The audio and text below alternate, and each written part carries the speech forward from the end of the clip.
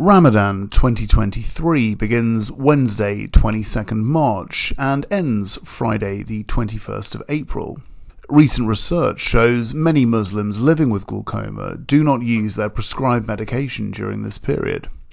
In fact, studies have shown that almost half, 45.5% of patients believe that using eye drops will invalidate fasting.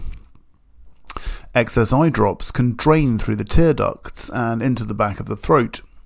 As some people can taste them, it may be considered as invalidating the fast.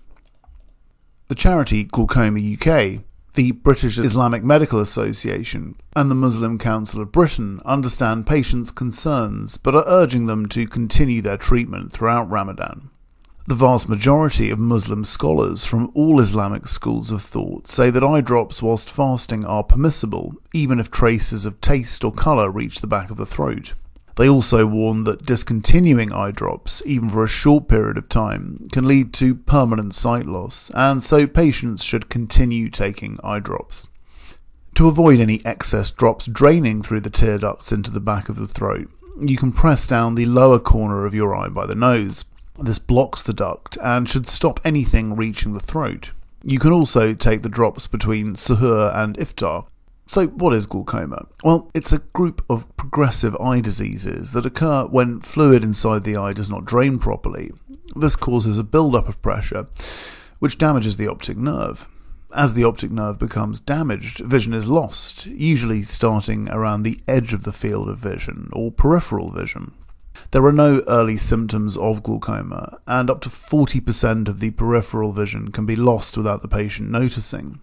Glaucoma UK estimates that there are currently around 50,000 Muslims with diagnosed glaucoma across the UK, and a further 140,000 with suspected glaucoma and ocular hypertension. Eye drops are the most common treatment for glaucoma. They are used to control the pressure in the eyes and reduce the progression of the condition over time. They typically need to be taken every day and sometimes 2 or 3 times a day. Glaucoma UK advises to keep using eye drops during Ramadan. If you're still doubtful, use the eye drops between suhoor and iftar. Try practicing punctal occlusion, which is closing the tear duct by pressing on the corner of your eye next to your nose following administration of the drops. This stops the drops reaching the back of the throat and keeps them in your eye where they need to be. Today, we are joined by Dr Roxanne Crosby-Nwaobi, lead nurse for research at Moorfields Eye Hospital and Glaucoma UK trustee, and Aisha Salahu from the British Islamic Medical Association to discuss how patients can look after their eyes during Ramadan. Thanks so much both for joining us today. And Roxanne, if we could start with you, could you please tell us what is glaucoma and who is affected by the disease? Yes, thank you for having us. Glaucoma is the name of a group of eye diseases that damage the optic nerve. The optic nerve transfers visual information from the eye to the brain, and if it's damaged, it can result in irreversible sight loss and even blindness. Over 700,000 people in the UK have glaucoma, and also half of them don't know that they have it. Glaucoma can occur at any age, but is more common in older adults. It is one of the leading causes of blindness in people over the age of 60. Other risk factors are having a family history of glaucoma, being from an African, Afro-Caribbean or Asian background, or certain medical conditions such as extreme short-sightedness, long-sightedness, and diabetes. Let's talk about the mechanism of glaucoma. We can compare what happens in the eye when you have glaucoma to a clogged kitchen drain. In a normal sink, the water flows from the tap into the sink and down the drain. When there is a clogged drain, the water still flows from the tap into the sink, but the water in the sink can't flow out and it forms pressure on the pipe. This is very similar to what happens in the eye when a person has glaucoma. The fluid in the eye does not flow, creating pressure in the eye, and this pressure damages the optic nerve. There are 2 main types of glaucoma: acute angle closure glaucoma and chronic open angle glaucoma. Acute angle closure glaucoma presents as a painful red eye and is an ophthalmic emergency. Chronic open angle glaucoma has no warning signs. The effect is so gradual that you may not notice a change in your vision until the condition is in its later stages. This is why it is known as the silent thief of sight. So while it is unclear as to whether we can do anything to prevent glaucoma, We do know it's important to have regular eye exams that include the measurement of your eye pressure, as this will pick up any changes as early as possible. You should have an eye exam every 2 years to check your eye health. If you have a family history of glaucoma, you are eligible for a free test from the age of 40. If glaucoma is recognized early, vision loss can be slowed or prevented. If you have chronic open-angle glaucoma, you will need treatment or monitoring for the rest of your life. Outstanding answer. And I mean, in terms of treatment, could you give us some specifics on how exactly glaucoma is treated? Yes, glaucoma is a lifelong condition. And until recently, we used eye drops as the first-line treatment for glaucoma. However, taking drops every day can be tedious and some patients struggle with compliance. A recent study done at Moorfields showed that having laser treatment can delay the need for eye drops. This evidence has been included in the NICE guidelines. However, most patients will need eye drops, which are prescribed to be taken either once or twice a day. So why is taking eye drops important?